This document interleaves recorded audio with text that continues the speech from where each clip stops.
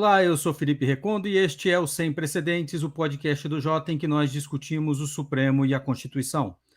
O plenário do STF completa 3 semanas sem concluir o julgamento de um processo. Alguns casos começaram a ser analisados e foram simplesmente adiados, como a discussão sobre o depoimento do presidente Jair Bolsonaro à Polícia Federal. O Supremo tem que decidir se o depoimento tem de ser presencial ou se pode ser por escrito, como defende Jair Bolsonaro.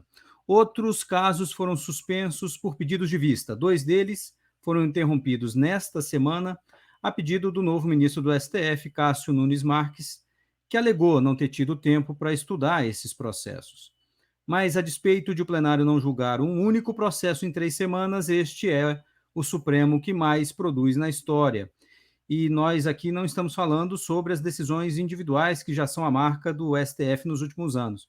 Como insistia o ministro Dias Toffoli quando era presidente do Supremo, o tribunal decide cada vez mais e de forma colegiada, correto? Bom, certo, por um lado está, mas de que colegialidade nós estaríamos falando?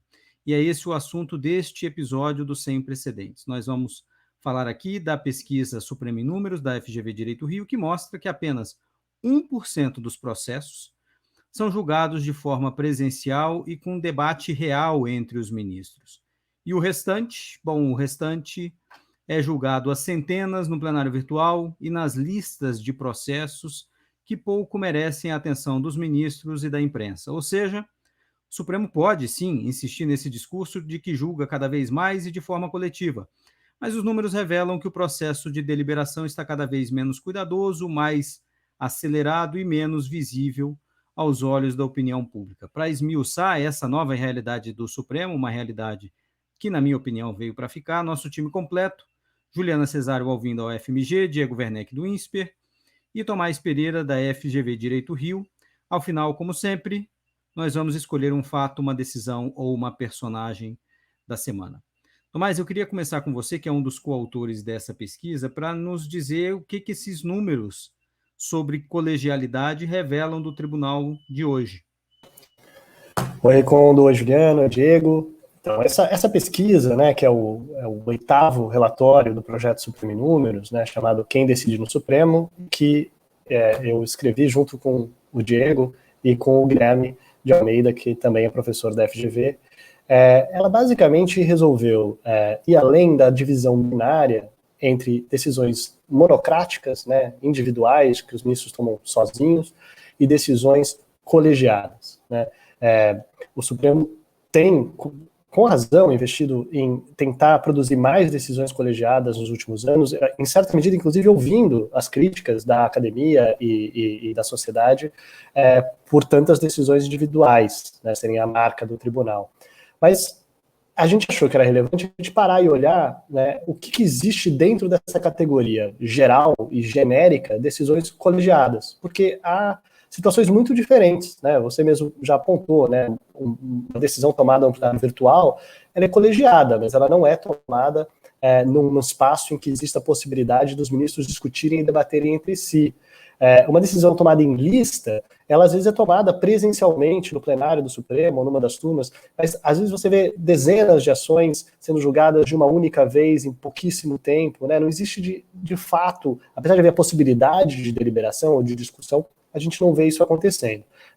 Os próprios números do Supremo, né, indicam isso, né? Então, se você olha o relatório, vamos olhar o relatório de 2019 do Supremo, o Supremo diz que tomou 17.192 decisões colegiadas entre as turmas e o plenário. É bem provável, né, que isso seja possível de ser feito. O Supremo se reúne em cerca de 40 e poucas semanas por ano. O plenário se reúne umas 2 vezes na semana, em média, normalmente. As turmas, cada uma se reúne uma vez. Então, se você olha o número de sessões presenciais reais e você vê o número de casos decididos nessas sessões, a conta não fecha, especialmente quando a gente sabe que no plenário, por exemplo, especificamente, às vezes passa-se uma sessão inteira e nenhum caso é julgado. Ou às vezes, como você acabou de destacar, 3 semanas se passam sem nenhum caso ter tido o seu julgamento concluído no plenário do Supremo. Então essa é a realidade do Supremo e a gente resolveu parar olhar, ver esses números, tentar entender o que é o que são, qual é a porcentagem dos processos decididos em lista, qual a porcentagem dos processos decididos em plenário virtual, qual a porcentagem dos processos decididos monocraticamente, qual a porcentagem dos processos decididos de maneira real e presencial, e digamos com uma discussão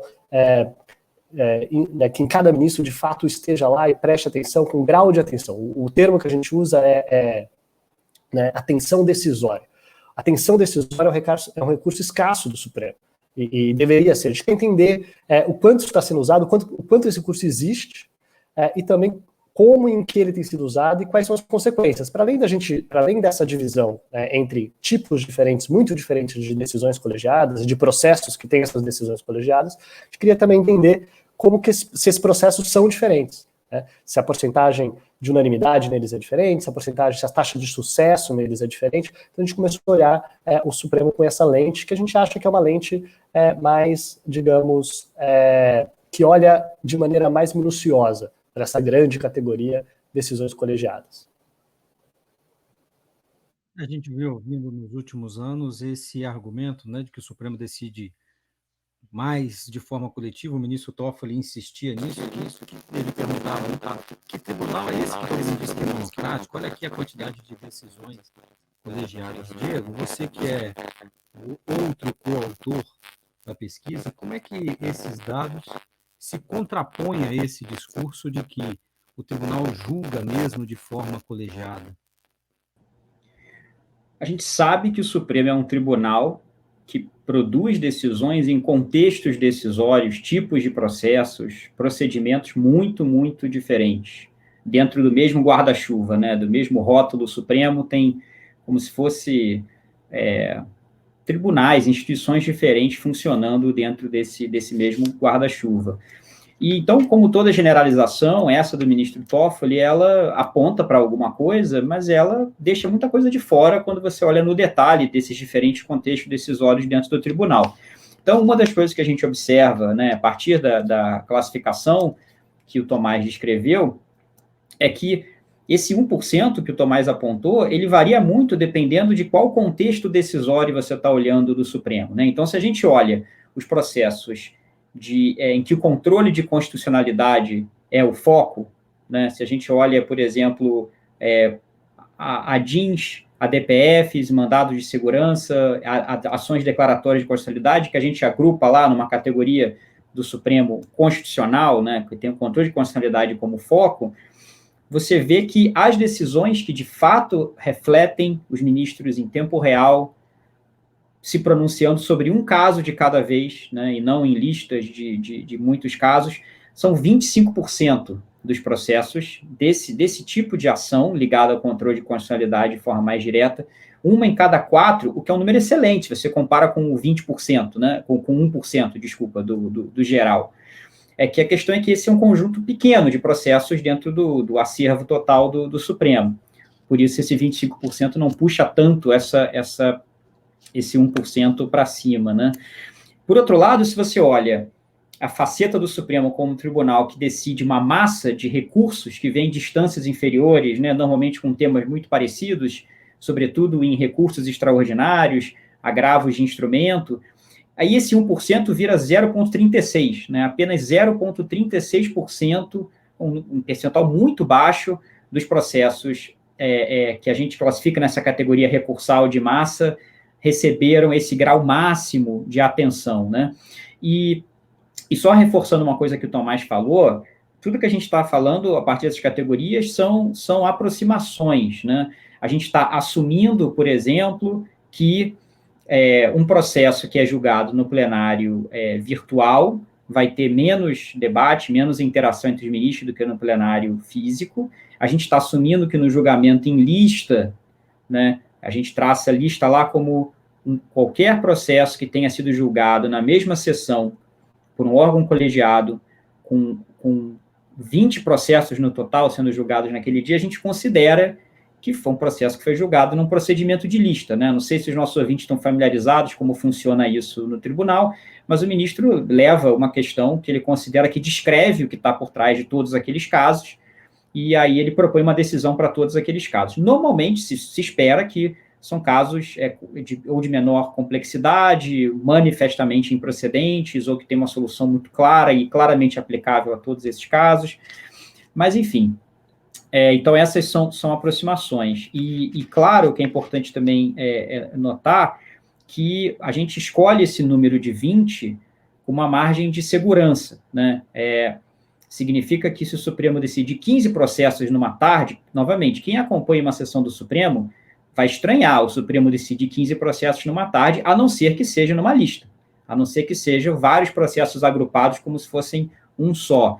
Então, se o Supremo, na nossa classificação, decide 15, não conta como lista. Então, a gente está sendo, digamos assim, generoso. A gente está arredondando, né, para baixo o que é um julgamento de lista no Supremo, bem para baixo mesmo. Tem várias coisas que são listas que não entram na nossa conta para contar esse 1%. A gente quer garantir que a gente não vai, por engano, colocar muitos processos que, na verdade, o Supremo foi muito rápido naquele dia e conseguiu julgar 12 processos. A gente não quer correr o risco de que esses sejam considerados lista quando não são. Então... Isso, Diego, eu acho que isso é muito importante por dois motivos, né? Primeiro porque pode ser que no decorrer da história o Supremo já tenha sido capaz de julgar mais processos de verdade no mesmo dia, né? Então a gente tem que lidar com essa variação do Supremo no decorrer do tempo, né? Então acho que isso é importante para a gente ser justo com o Supremo, especialmente porque a gente está olhando para 30 anos do tribunal, né? Mas uma outra coisa que é muito importante chamar a atenção é que o motivo pelo qual a gente usa esses dados, a gente usa essa metodologia, que é uma aproximação, mas é uma aproximação que a gente acha que a gente é capaz de justificar no relatório, e eu convido as pessoas a lerem o relatório, ela existe porque a gente não tem esse dado fornecido de maneira formal pelo próprio Supremo. Se a gente fosse possível de entrar no Supremo e estar marcado, registrado lá, se aquela decisão foi dada numa lista, ou se ela foi dada sem ser uma lista, isso ajudaria muito, a gente teria alta confiabilidade dos dados, né? Com o plenário virtual a gente tem isso, ou pelo menos tem isso a partir de um determinado momento. A gente tem hoje em dia está marcado, é registrado, faz parte dos metadados, é muito fácil identificar o que é plenário virtual, o que não é plenário virtual, porque aparece como um outro órgão julgador, né? Isso não é a mesma coisa com lista, porque as listas, elas aparecem como decisões daquele órgão colegiado presencial, né, seja o plenário, seja a turma, como as outras que não são em lista. Não tem nenhum marcador disso. E é exatamente por isso que a gente tem que usar esse corte das 20 decisões no mesmo dia. Mas seria ótimo, e a gente convida, a gente adoraria, a academia está num diálogo com as instituições, a gente inclusive tem notado que o Supremo tem ouvido, né, algumas dessas críticas, têm se adaptado, têm se tornado mais transparente em relação a esses dados, há muito mais dados hoje no site do Supremo do que havia no passado, disponíveis para a sociedade. Então a gente adoraria, e acho que a gente poderia produzir inclusive um trabalho melhor, mais preciso, se esses dados passassem a ser marcados, pelo menos a partir de agora, né? Então eu acho que isso é uma coisa que é importante a gente destacar, porque às vezes, né, o foco fica muito no 1%, né, e a gente tem que chamar atenção. Isso é uma aproximação que a gente é capaz de justificar, mas a gente gostaria de ter um dado mais preciso, mas para a gente ter um dado mais preciso, a gente depende da colaboração do próprio tribunal. E seria ótimo se isso acontecesse. Me parece, mas, Diego, só uma coisa, Diego, não sei se você repara isso.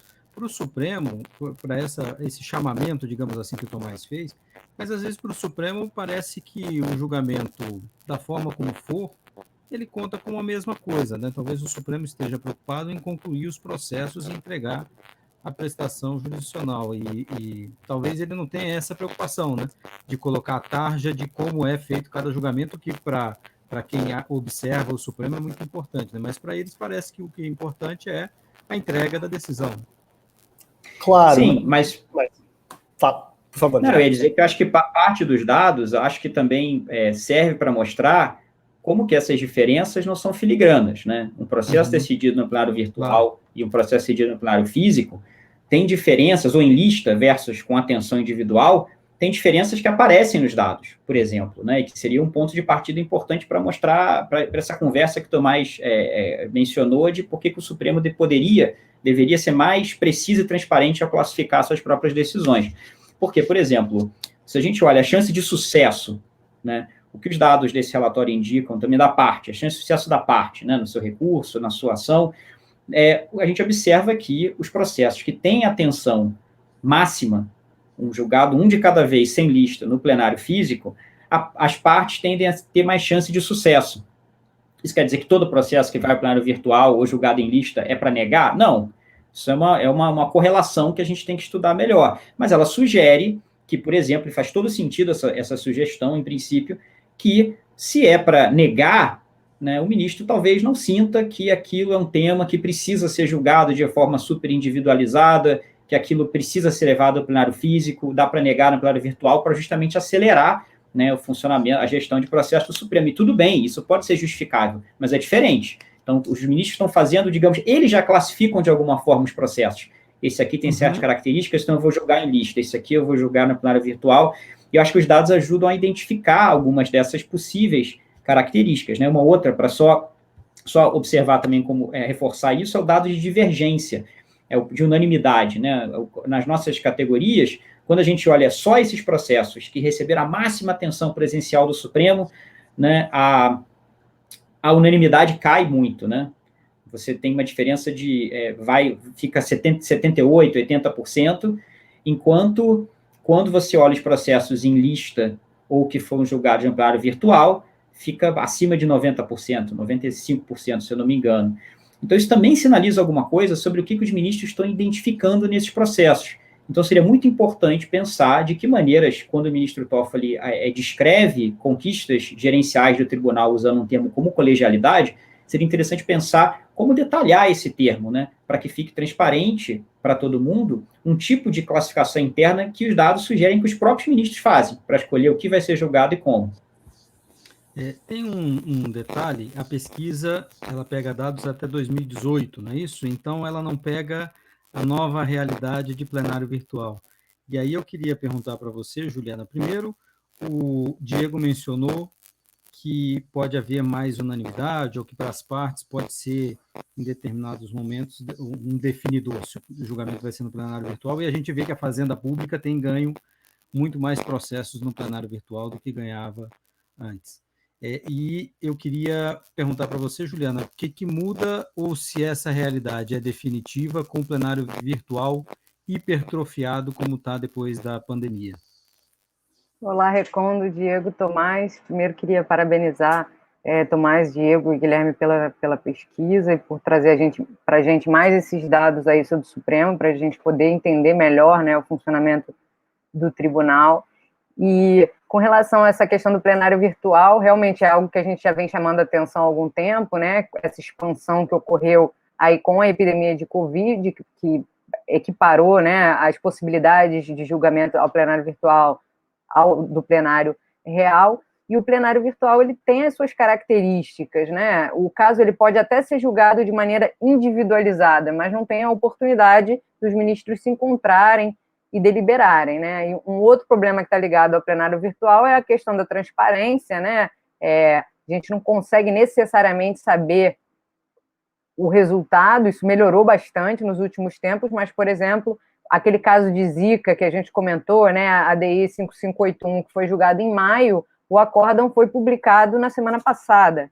Quer dizer, a gente ficou esse tempo todo sabendo o resultado da decisão, mas sem conseguir compreender completamente essa decisão.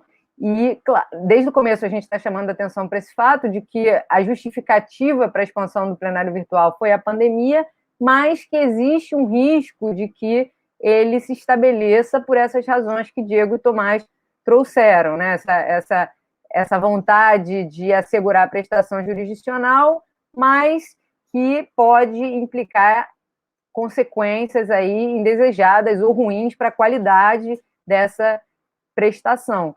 E, nesse sentido, a gente pode pensar quais são as consequências disso, né? Vocês já trouxeram algumas relacionadas ao resultado do caso, isso eu acho que é alguma coisa bem interessante de fazer um levantamento mais amplo, né? No Jota, inclusive, o Miguel Godoy e o Eduardo Araújo fizeram um artigo analisando os processos que foram levados para o plenário virtual em abril e tirando algumas conclusões a partir dali, mas é interessante pensar em um estudo mais amplo, mais sistemático, para saber o que acontece nesse ambiente de diferente do plenário presencial. Mas, para além do resultado das ações, né, existem os problemas que o procedimento por si só traz e as mensagens que o uso de um ou outro mecanismo podem indicar, né? Então, a gente estava conversando aqui que com essa expansão do plenário virtual, como é que fica o plenário físico, né? Para que ele vai servir? Quais vão ser os casos que os ministros vão escolher levar para o plenário físico ou presencial e quais são as razões para isso, né? E a gente pode levantar algumas, como, por exemplo, um caso que seja importante para mandar um recado específico para outros poderes, né? Um recado externo ao tribunal, e que o plenário virtual, aliás, o plenário presencial, né, televisionado, digamos assim, oferece uma oportunidade mais pública, mais ampla de manifestar essas opiniões, essas visões que não necessariamente vão se refletir ali no resultado do caso e que talvez passassem desapercebidas num ambiente como o do plenário virtual, que repercute menos, que tem menos visibilidade. Tem uma coisa interessante, Juliana, só sobre esse isso, plenário virtual, que é o seguinte: o Supremo não expunha os seus julgamentos de turma, eles não eram televisionados. A pandemia fez com que eles fossem televisionados via internet. E aí nós não teríamos nenhum locus no Supremo que não estivesse sob a câmera da TV Justiça. Agora nós voltamos a ter. O plenário virtual volta a ser um lugar sem a cobertura, ou melhor dizendo, sem transmissão ao vivo, obviamente que não tem como, né? O sistema não permitiria uma demonstração de votos por escrito sendo colocados em somatório. Mas essa pergunta sobre essa mensagem que você manda agora de o que vai sobrar para o plenário físico, me parece interessante e me leva a uma outra pergunta a você. Eu queria te fazer essa pergunta antes de passar para o Tomás. É saber, o plenário físico, ele está perdendo importância no processo decisório do Supremo? Ele vai ser usado só para essas mensagens que queira passar para outros poderes, no máximo se houver uma grande divergência? Porque se a gente pensar, houve processos no passado extremamente relevantes julgados no plenário físico, mas que foram unânimes, ou com uma maioria acachapante, tipo criminalização da homofobia, ou mesmo cotas raciais. Então, o plenário vai perdendo importância, você acha, o plenário físico?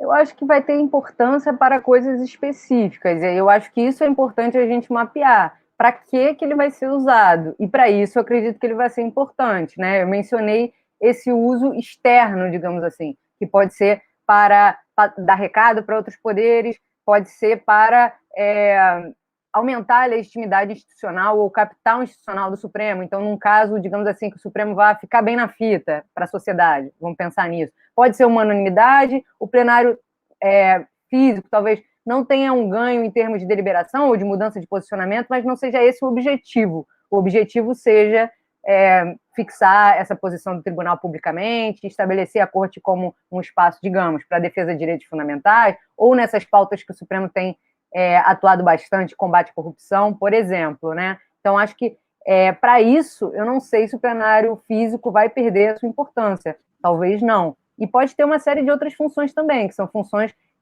mais internas, né, dos ministros entre eles. Tomás, eu te cortei, diga aí. Eu acho, na verdade, que a gente tem que lembrar que tem muita gente que escreve sobre o Supremo e o seu processo decisório, né? E que tem hipóteses e teorias e críticas a isso, né? A gente, com frequência, inclusive, ouve sugestões de reformas e de mudanças. Acho que uma das coisas que a gente tem que prestar atenção é que o Supremo não decide todos os casos da mesma maneira, ou todas as decisões do Supremo não são produto do mesmo processo decisório, né? Então, há certas decisões que são tomadas, são a divisão que a gente faz, né? Presencialmente mais em lista, algumas que são claro virtual, outras que são presencialmente de maneira individualizada, e daí existe você falou no começo, às vezes para as pessoas não é só importante que tenha decisão, muitas vezes como uma decisão é tomada é importante em si, né? Às vezes para que a gente tenha transparência e para a gente ter garantia de que aquela decisão foi tomada de maneira melhor, mas de fato pode ter um efeito no resultado, né? E na verdade olhar isso de maneira quebrada permite que a gente verifique algumas dessas hipóteses, e é interessante que algumas das críticas que existem, talvez, a um tipo de processo, a decisões de um tipo na literatura não se aplicam a outra, né? Então, por exemplo, vou dar um exemplo básico, existe uma crítica ao fato de que no plenário físico, às vezes, as decisões são tomadas numa ordem fixa de votação. Bem, no plenário virtual isso não existe. Então, se essa é uma crítica que existe na literatura, já é interessante para a gente prestar atenção em que tem decisão que está sendo tomada dessa maneira e decisão que não está. Então, já é algo importante para a gente pensar na crítica e se ela justifica, se ela não justifica, né, e as hipóteses que existem. E depois a gente pode verificar que tipo de efeito isso tem, que tipo de consequência isso tem, né, isso é relevante. Lembrando que é muito difícil separar, né, correlação de causalidade. Né, o Diego falou, a gente nota que quando as decisões são tomadas no plenário real, e por indecisões que tem atenção individual, né, dos ministros, não são em lista, a gente nota que tem mais divergência e a gente nota que tem mais procedência, digamos assim, a proporção das duas coisas. Você tem mais divergência e você tem mais procedência do que nas outras. Tá, mas será que você tem mais divergência e mais procedência porque esse caso foi julgado no plenário? Ou será que ao escolher certos casos para serem julgados no plenário, os casos que são escolhidos no plenário já são os casos em que naturalmente você imagina que teria uma probabilidade maior de procedência e uma probabilidade maior de divergência? Essas duas coisas são duas hipóteses diferentes, que estão relacionadas com o mesmo dado. Ambas são importantes para a gente poder criticar duas coisas diferentes. O meu próprio processo, a gente pensar qual que é a consequência de como algo é decidido para que aquilo seja decidido, e outra é escolha. Porque se alguém está decidindo que algo é decidido de um jeito e outro é decidido de outro jeito, a gente também precisa ter clareza, transparência e a possibilidade de discutir como essa escolha está sendo feita. Se essa escolha também está sendo feita de maneira individual, se essa escolha é coletiva, é colegiada, se essa escolha está sendo feita de uma maneira transparente, algo que, inclusive, a gente tem visto no plenário virtual. Né? Alguns processos no plenário virtual, existe a possibilidade de pedir destaque. E ao pedir destaque, esse caso passa a ser decidido pelo plenário real. Como que as decisões estão sendo feitas? Olhar para essa diferença, olhar para as consequências dessas diferenças, é uma das coisas que quem estuda o Supremo, quem se preocupa com o processo da história do Supremo, deveria estar atento e é algo que para esse debate que a gente está tentando contribuir. Tomás, e eu chamaria atenção, né, voltando à pergunta do Recondo, se o plenário presencial físico perde importância, talvez não para o que ele se propuser, mas talvez muitos casos percam a importância por serem levados para o plenário virtual. Então, o ambiente pode ser que não perca a importância, mas muitos casos podem ser passados ali para o plenário virtual para passar abaixo do radar, para ficarem mais escondidos e menos visíveis, o que pode gerar consequências substantivas para o resultado daquela decisão, decisões indesejáveis, decisões impopulares ou qualquer coisa do tipo. E nessa linha que a gente... Não, desculpa, isso se relaciona com algo que o Recondo mesmo falou te perguntar, né, Juliana, que ele falou, mas a gente vê, às vezes, decisões unânimes em casos polêmicos no plenário. Bem, a gente não tem como saber se elas seriam unânimes se elas não tivessem sido decididas no plenário. Será que o custo de divergir, o custo de dar uma decisão vencida num caso que seria impopular ou que seria particularmente criticada, ele diminui quando essa decisão é tomada? A gente, de novo, são hipóteses, a gente não tem como saber. Então é interessante pensar como as coisas jogam. Às vezes o mesmo fato pode jogar em sentidos diferentes. Você pensar que ao levar para o plenário real, você vai ver mais divergência, porque provavelmente são casos mais difíceis, mais polêmicos, e porque quando está todo mundo prestando mais atenção, talvez você veja mais divergência. Por outro lado, em alguns casos, e isso talvez seja um tipo muito específico de caso, talvez o fato disso estar sendo julgado no plenário real, numa sessão pública, afete, na verdade, faça com que o ministro que divergiria, se isso fosse feito no plenário virtual, deixe de divergir, siga a maioria, simplesmente acompanhe. Isso é algo que a gente não tem como saber.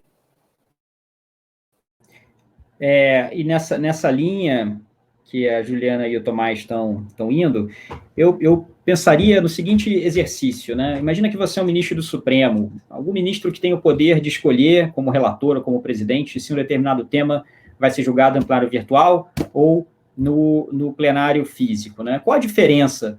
Eu pensei aqui, ouvindo vocês, que são duas coisas que são relacionadas, mas não são a mesma coisa, né? Uma é a interação em tempo real, dentro das regras de processo decisório do Supremo, mas em que os ministros podem se interromper, podem pedir esclarecimentos um ao outro em tempo real, e a outra é a exposição pública. Então, as duas coisas vêm juntas. No plenário, por causa da TV Justiça, e agora, com as sessões das turmas, né, podendo ser acompanhadas também remotamente, de alguma forma isso se estende às turmas. Então, que diferença faz isso? Acho que uma avenida importante é entender como é que esses dois elementos podem ser desejados ou rejeitados pelos ministros para certo tipo de caso.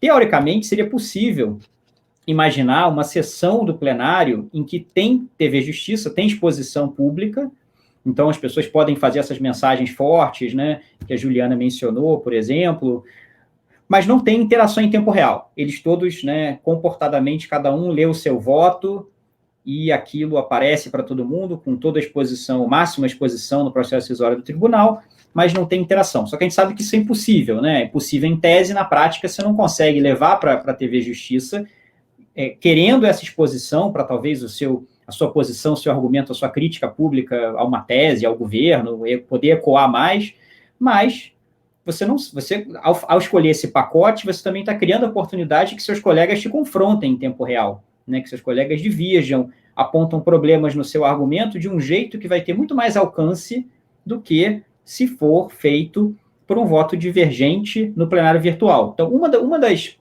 hipóteses, né, que é muito comum aparecer em trabalhos que criticam a exposição pública que o Supremo proporciona aos ministros com essa deliberação pública com TV Justiça, muita gente diria, poxa, mas tudo que é de útil, tudo que aparece de útil na TV Justiça poderia estar num voto vencido. O ministro poderia colocar toda a discordância dele, a crítica mais pesada, mas a gente sabe que a gente já intuía, eu pelo menos intuía, acho que vocês concordam que não era bem assim. A dinâmica do plenário virtual ela é meio incontrolável. Surgem conflitos ali que talvez os ministros preferissem manter ocultos, né? Então, vai ser uma oportunidade também de repensar, de pensar com mais detalhes o que significa, do ponto de vista dos ministros, fazer essa escolha por esse pacote de processo decisório em que junto vem a exposição pública, que pode ser uma coisa que você quer, mas com essa interação em tempo real, em que seus colegas podem usar essa exposição contra você, certo?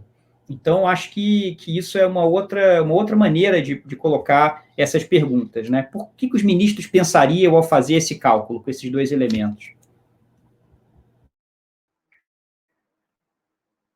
Isso é bem interessante, porque essa interação meio descontrolada que acontece na prática, ou não totalmente controlada ou calculada, ela revela coisas sobre a própria dinâmica também, né? Inclusive, aí me lembro daquele nosso artigo com a Rafaela Nogueira, em que a gente percebe as interações de gênero entre os ministros, coisa que talvez a gente não conseguisse perceber, né? As mulheres sendo mais interrompidas, falando menos, sofrendo mais divergência, num espaço controlado, num espaço como esse, o plenário virtual. Mas, lembrando aqui que o Recondo abriu falando dessa semana, né, de mais uma semana sem o Supremo decidir, esse é um tema também interessante para a gente pensar por que os atrasos acontecem, né? Então, a gente está pensando aqui na deliberação, né, a demora de um lado positivo, né, ou a possibilidade de trocar ideias como um dado positivo, mas a gente tem elementos de demora que às vezes parecem desnecessários, né? E aí, na sessão dessa semana, ficou bastante visível uma situação desse tipo, quando o ministro Cássio Nunes Marques, recém-possado, afirmou que pediria vistas porque não pôde se preparar devidamente para aquele caso, o que é uma justificativa compreensível, mas se torna menos compreensível quando a gente vê que a maioria já estava formada nesse caso, né? Já tinha uma maioria, ele poderia simplesmente, pela mesma razão que ele alegou, decidir não participar do caso e deixar o caso ser concluído e a prestação jurisdicional se efetivar. Então, muitas vezes, o Supremo ele é contraditório nisso, né? Ele apressa julgamentos pela via do plenário virtual, pelo julgamento em vista, para promover celeridade, entregar um resultado, e muitas vezes seus ministros individualmente interrompem, né, obstaculizam o prosseguimento desse resultado desnecessariamente, como nesse caso em que a maioria já está formada. Eu estou percebendo que Cássio Nunes Marques vai dar debate aqui. Então, já que você começou, Juliana, vamos continuar nele. Porque além desse ponto que você mencionou, tem a própria previsão do regimento que diz, se o ministro não participou dos debates iniciais, se não houve sustentação oral, regimentalmente ele pode dizer, eu não me sinto apto a participar desse julgamento. Esse foi um julgamento, de fato, que começou sem ele, e mesmo com 7 votos já numa direção, ele pede vista de uma ação, inclusive, com mais de 20 anos, se não me engano, no Supremo. Então, realmente, isso chamou atenção. Diego, você quer fazer um complemento sobre isso também, né? Sim, acho que esse caso ilustra um problema recorrente de você ter um tribunal estruturado em torno de prerrogativas. Os ministros não têm prazos, limites, só tem prerrogativas, né? Eles podem usar, se quiserem, podem não usar, pedir vista. Pode pedir, se sentir que está em condição de votar, não pede. Então, esse caso ilustra por quê? Porque, ao mesmo tempo em que o ministro Cássio Nunes Marques pede vista nesse caso, alegando que entrou há pouco tempo, o sistema só liberou as informações para ele dias antes. Ele teve 2, 3 dias úteis para estudar o processo, foi o que ele mencionou. Que de fato é pouco tempo para você estudar um caso dessa complexidade. Acho que isso não está em discussão. Por outro lado, na turma, no dia anterior, né, em um caso envolvendo um habeas corpus que envolvia uma questão de competência na operação Ponto Final, no Rio de Janeiro, que envolvia a competência do juiz Bretas para atuar naquele caso, que também é um caso de complexidade, casos diferentes, processos diferentes, mas você poderia dizer que também que é um caso complexo, que envolve analisar um grande volume de informações, e ele não teve o mesmo problema. O tempo que ele tinha, então, ele priorizou, tudo bem, isso é possível. Mas a questão com um tribunal em que o ministro tem a prerrogativa de não votar ou de pedir vista e escolhe, nos casos, votar e outros não votar, ele sempre gera esse tipo de pergunta, né? Como que você escolheu, então, priorizar o seu tempo? Por que você achou que certos casos, tudo bem, você com tempo exíguo votar, e por que em outros casos você achou que era melhor pedir vista e impedir o prosseguimento da decisão, como a Juliana observou? Um tribunal de prerrogativas é um tribunal que sempre vai levantar esse tipo de pergunta, né? Por que aqui, por que não ali? E, Diego, nesse caso, chama a atenção que a decisão da turma que envolvia essa questão criminal estava empatada, né? E no plenário já havia uma maioria formada. Então, ele atuou para formar uma maioria, ser decisivo na formação dessa maioria, e deixou de atuar para interromper o segmento de um julgamento que a maioria já estava formada nesse caso, que era sobre a incidência do ICMS sobre softwares, né? Juliana, só um comentário. Ele foi o voto logo depois do Gilmar, o voto dele, obviamente, formou a maioria, mas a maioria ainda não estava formada, ele formou a maioria. E foi um dia antes dele dizer no plenário que não teve para estudar o tempo para estudar o outro caso, né? Ou seja, para estudar o agravo, ele teve um dia a menos, inclusive, né? Tomás? Sobre essa questão, eu acho que a gente tem que ter em vista algo pragmático, né? Se por um acaso a confirmação dele tivesse demorado uma semana a mais, se a posse dele tivesse demorado uma semana a mais, ele não estaria no plenário, o processo teria sido decidido sem ele, né? Não é um caso, se fosse um processo que divide o tribunal, que está 5-5, talvez os ministros, inclusive, parariam o julgamento e falariam, vamos esperar a posse do próximo ministro para decidir. Não era esse tipo de caso. Acho que isso também é algo que está em jogo no que vocês já falaram, o fato de já ter 7 votos. Mas lembrando que é isso, se a posse, se a confirmação e a sabatina tivesse sido uma semana depois ou 2 semanas depois, essa questão, o processo teria sido decidido sem o voto dele, não é que a gente teria um grande prejuízo específico, né, nessa situação. Mas o que eu acho que tem a ver com isso, né, porque isso no final das contas tem a ver com a necessidade da gente ter julgamentos com atenção, individualizados, com debate sobre todos esses casos, e o quanto isso custa, né? O fato do ministro Cássio pedir vista e dizer, olha, eu preciso estudar esse processo, mostra que isso custa, isso exige tempo, não só o tempo no plenário, mas o tempo fora do plenário para se preparar para isso, que é irreal você imaginar que seria possível você fazer isso. Então, acho que chama atenção tem a ver com o que a gente está apontando aqui, que não tem mágica, né? E que o Supremo tem que fazer escolhas, que essas escolhas não são escolhas necessariamente fáceis, mas são escolhas que têm que ser feitas, que têm custo, e a gente tem que poder discuti-las e ter transparência sobre elas, né?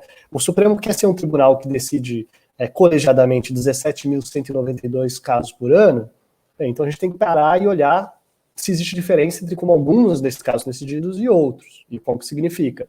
A gente acha que o Supremo deveria decidir todas as suas decisões, todos os seus casos, com grau de atenção, com grau de dedicação, com grau de relevância, que ele reserva apenas alguns casos, esses casos que a gente está falando aqui, que às vezes demoram semanas e semanas, sessões e sessões, você pede vista, ele volta. Será que é esse o Supremo? O Supremo ideal na mente das pessoas é esse? Então ele vai ter que decidir menos, não tem jeito.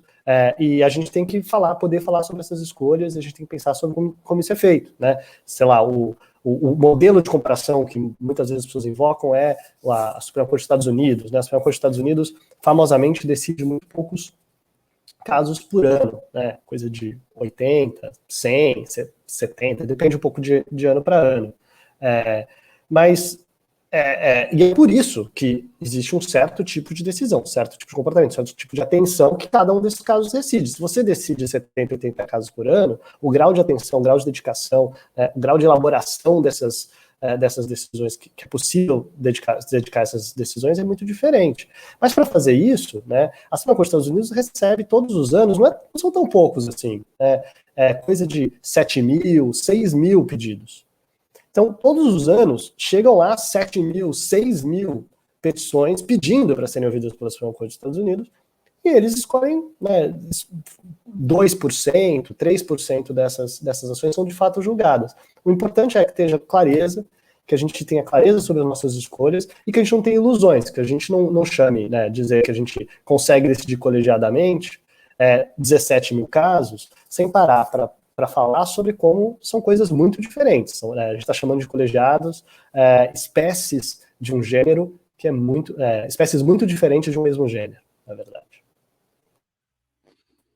E aqui, só para fazer um esclarecimento, nós estávamos falando de duas decisões aqui que envolveram o ministro Cássio Nunes Marques. Uma primeira era essa da turma, era um agravo regimental, porque o ministro Gilmar Mendes, que era relator do processo, decidiu que soltar o promotor, aposentando o promotor de justiça no Rio de Janeiro, Flávio Bonazzi, e dizendo que a competência para investigá-lo nessa operação ponto final era da Justiça Estadual e não da Justiça Federal, e aí esse agravo foi levado para julgamento na turma e prevaleceu esse entendimento, inclusive era uma expectativa que se tinha, se na turma, em processos que envolvessem operações desse calibre, né, se Cássio Nunes Marques se juntaria a Edson Fachin e Carmen Lúcia, ou se ele se juntaria a Gilmar Mendes e Lewandowski, que fazem críticas e impõem certas derrotas a essas operações. E no outro caso do plenário era tributação de software, um processo bastante complexo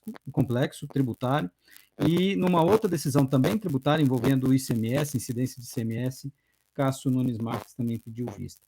E só um agravante que eu faria é que agora com essa decisão de levar processos criminais de volta para o plenário físico, nós talvez tenhamos aí mais dificuldade ainda, dependendo de quando esses casos forem julgados, né, para decisões no plenário presencial, no plenário físico. E aí o plenário virtual vai ganhando cada vez mais importância. Eu ouvi nessa semana de um ministro, por exemplo, dizendo que o plenário virtual pode resolver um grande gargalo do Supremo. Só faz lembrar, inclusive, aquele debate sobre quando as turmas foram criadas na década de 30, o tribunal foi dividido em turmas e o motivo central era justamente para acelerar os julgamentos. Agora o plenário virtual foi hipertrofiado por conta da pandemia, mas certamente esse pode ser um legado. Eu queria agora passar para a nossa rodada final. Eu já vou avisando que vou chamar primeiro a Juliana para a gente eleger um fato, uma personagem ou uma decisão da semana. Juliana, Tomás e Diego depois. Por favor, Juliana. Bom, eu queria estar comentando a decisão sobre censura nas escolas que estava agendada para o dia 11, né, de novembro, mas que foi retirada da pauta sem nenhuma explicação. Havia uma expectativa com relação a isso, não só para ver o Supremo se manifestando sobre isso no plenário físico, né, justamente porque já houve decisão no plenário virtual, o que já mostra essa diferença, esses ambientes, mas também para ver como o ministro Nunes Marques ia se comportar com relação a um tema como esse, né, relacionado à escola sem partido, à limitação de ensino de sexualidade e gênero nas escolas. Mas, enfim, isso saiu da pauta, não sabemos por quê, então não vou comentar essa decisão, eu vou comentar um pedido de vistas que foi feito pelo ministro Barroso no plenário virtual, num caso importante em que o Supremo está discutindo se há ou não omissão do Congresso em regular a licença paternidade. O relator é o ministro Marco Aurélio, disse que não há omissão do Congresso, porque existe previsão no ADCT, aquela parte transitória da Constituição, que diz que até que não tenha uma regulação, o prazo será de 5 dias. Mas já houve abertura de divergência, o ministro Fachin e o ministro Dias Toffoli votaram no sentido de que há omissão sim, e que é importante regular isso, porque a questão da licença paternidade é muito importante para as relações de gênero, do jeito que está, acaba que, mais uma vez, as mulheres são as que carregam essa carga do cuidado com os filhos, com as crianças e tudo mais, e a legislação não ajuda, porque estabelece uma licença que é muito diferente, muito mais curta, para homens do que para mulheres. Então, eles chamaram a atenção para esse fato, para as novas famílias, para os novos arranjos e para a questão de igualdade de gênero, e esse caso é um caso importante e que vai voltar em algum momento aí com a devolução das vistas pelo ministro Roberto Barroso. Tomás, e você? O que você elege? Então eu elejo uma dessas não decisões. A gente viu nessa semana a discussão sobre de quem é a competência para julgar questionamentos sobre atos do CNJ e do CNMP, do Conselho Nacional de Justiça e do Conselho Nacional do Ministério Público. E nós não tivemos uma decisão. Nós tivemos um voto, são dois processos diferentes, com temas parecidos, temas relacionados, um da relatoria da ministra Rosa Weber, um da relatoria do ministro Gilmar Mendes, e eles estão sendo julgados ao mesmo tempo. Nós tivemos só os votos dos dois, do ministro Gilmar e da ministra Rosa Weber. Por que eu acho que isso é particularmente relevante? Porque isso mostra várias coisas que a gente está discutindo aqui hoje, a dificuldade que o Supremo tem de decidir, a gente teve uma sessão inteira e não conseguiu sequer ir além de os votos relatores, mas mais do que isso, porque o caso em si coloca esse dilema que a gente estava falando hoje sobre o Supremo. De um lado, o Supremo não quer e sente que não pode ser responsável por todos os questionamentos a todos os atos do CNJ, porque isso seria um volume de processos, além de todos que o Supremo já tem, que ele teria que lidar, e não só que ele talvez não queira, mas talvez que ele tenha consciência de que não daria conta de julgar, ainda mais julgar colegiadamente todas essas ações, seria muito difícil. Por outro lado, ao interpretar restritivamente essa competência, o Supremo entende que se for uma DI contra um ato que caiba uma ação abstrata, seria obviamente o caso do Supremo, ou então se forem ações mandamentais, mandado de segurança, seria a competência do Supremo, mas as ações ordinárias, a interpretação restritiva do Supremo era que esses casos seriam para a justiça de primeira instância. Só que isso cria um problema, que são juízes de primeira instância pelo Brasil inteiro, suspendendo às vezes atos do CNJ, que também é um problema. Então o Supremo, nesse caso, fica dividido entre querer garantir a autoridade do CNJ, mas evitar a banalização da jurisdição constitucional, preservar a competência do Supremo como sendo extraordinária. E é difícil você fazer isso, é muito difícil, você precisa fazer escolhas. O que a gente sente que o Supremo, quando o Supremo tem muita dificuldade de fazer escolhas, digamos, objetivas e duras em relação a esse tipo de coisa, e fazer cortes reais. Eles às vezes colocam parâmetros e usam conceitos vagos, como, por exemplo, se for o caso de uma ação que gere risco da subversão da posição hierárquica do CNJ, daí é a competência do Supremo. Essa é a linha de alguns dos votos. Claro que isso gera um problema, porque quem é que vai decidir se uma ação ou outra gera risco da posição hierárquica do CNJ? Vai ser o Supremo, mas não vai ser nem só o Supremo, vai ser com frequência o relator da ação individual, porque e é claro que eventualmente talvez o colegiado possa pronunciar sobre isso, o que volta ao nosso tema aqui. Qual colegiado? Plenário virtual? Vai ser em lista? Vai ser o plenário real? Quantos desses casos de fato serão julgados pelo plenário ou pela turma numa ação real, de maneira individualizada, de maneira presencial? Muito poucos. Esse é o dilema do Supremo, é um dilema sempre, é um dilema que está na nossa discussão toda hoje, e está num dos casos não decididos. Eles não conseguiram decidir sobre isso na sessão dessa semana. e a gente tem que ficar de olho sobre isso, porque, claro, afeta o funcionamento do CNJ e a capacidade do CNJ funcionar no país como um todo. Claro. E você, Diego, para concluir?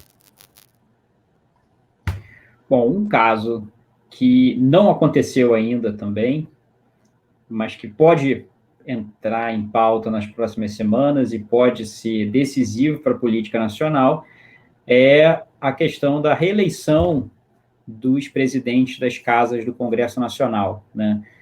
Já falamos disso aqui antes, tem um dispositivo constitucional que vedaria, no caso, né, aplicando aos presidentes que estão lá hoje, né, o Rodrigo Maia e o Alcolumbre, eles estariam vedados, a não ser que você tirasse da cartola uma interpretação que ignorasse, né, basicamente o teor literal desse artigo e dissesse que o Senado ou a Câmara podem se organizar para ler a Constituição de uma forma mais livre nesse caso. Então, essa é a questão que está na pauta pública nos últimos meses, e tem uma ação de relatoria do ministro Gilmar Mendes que pede ao Supremo que decida essa questão. O ministro Gilmar Mendes não liberou essa ação ainda para julgamento, né, até onde a gente checou no momento que esse programa foi gravado. Se liberar também não está claro que o ministro Fux vai, no plenário físico, no caso, vai pautar imediatamente. Seria interessante até ver essa questão indo para o plenário virtual, se fosse o caso, né, pensar nas coisas que a gente estava levantando aqui hoje. E foi um dos temas que apareceram nas semanas que antecederam a indicação, a sabatina do ministro Cássio Nunes Marques, né, já que isso em reuniões reunião prévia do ministro, quando ainda era indicado ao Supremo, com atores políticos, sinalizavam que esse poderia ter sido um tema importante no radar dessas pessoas que estavam apoiando essa indicação do Cássio Nunes Marques. Então, esse caso também mistura muita coisa que estava no ar no Supremo nas últimas semanas e da política nacional também. E é por isso que a gente só vai saber se o Supremo vai pautar e julgar esse caso dependendo de muita coisa que tem que acontecer do lado de fora, ali no Congresso Nacional e nas relações do Congresso com a presidência da República, né? Nas próximas semanas a gente vai saber se o cenário vai criar a necessidade do Supremo se manifestar sobre essa regra constitucional. Um ponto para semana que vem, o julgamento que começa no plenário virtual, e que o ministro Marco Aurélio já votou. Para que Bolsonaro desbloqueie um advogado que ele, presidente da República, bloqueou nas redes sociais. Diz o ministro Marco Aurélio que não pode o agente público atuar como censor de um cidadão, já que ele criou uma rede social e ele é um agente público e que usa esse perfil para passar informações relevantes para a sociedade. Então, vamos ver se esse julgamento termina para a gente comentar no próximo episódio do Sem Precedentes. Gente, obrigado. Até semana que vem. Obrigado. Até semana que vem. Obrigado. Até semana que vem. Bom voto. Se você gosta do Jota, conheça agora o Jota Pro. Informações diárias exclusivas e ferramentas únicas para ajudar a definir os rumos da sua empresa. E com o Jota Pro Tributos, você recebe informações de bastidores e análises do andamento das principais questões tributárias em jogo no país, especialmente as discussões sobre a reforma. Você também tem acesso exclusivo aos resultados dos julgamentos do CARF, do STJ e do STF no mesmo dia em que acontecem. E mais, os algoritmos da ferramenta CARF Previsível permitirão saber quem tem mais chance de vitória nas disputas da casa. São informações que podem valer milhões de reais para a sua empresa a um clique de distância. JPro. Não tome decisões no escuro. Acesse www.j.info/pro e conheça mais.